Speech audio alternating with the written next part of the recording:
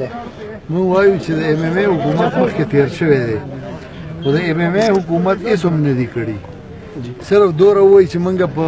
عام ګاډو کې ترانسپورټ کې چې نو ټیپونه بند کړي دي خو خبره هم صحیح نه ده او دې حکومت که هر څه دي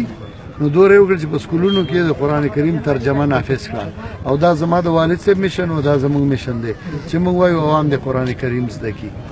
دوره یې وکړل چې جوماتونو له سولر یې ورکړې او د خلکو سره دا احسان وکړ چې په جومات کې به تیاره وه او په کورونو کې به رڼا وه نن به په جومات کې رڼا وي کورونو کې که تیاره وي نو خلک به جومات ته راځي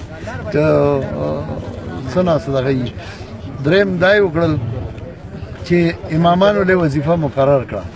نو که حکومت امامانو له وظیفه ورکړي نو هغه ډېره بهتره په ځای د دې چې امامان نورو خلکو ته محتاج وي بعضې خلک وایي چې دی به ولې څه موده ورکړي بیا به ولې نه ورکوي نو بیا دپاره بیا خدای شته که نه خدای به بل دا څوک راوړي چې یا به د دی نه ښه یا به ولې ډېرې ورکوي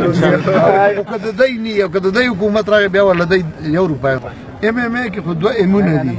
یو مولا سراج الحق دی یو مولا فضل الرحمن دی بل ایم پکې نشته نو دغه دواړه ډېره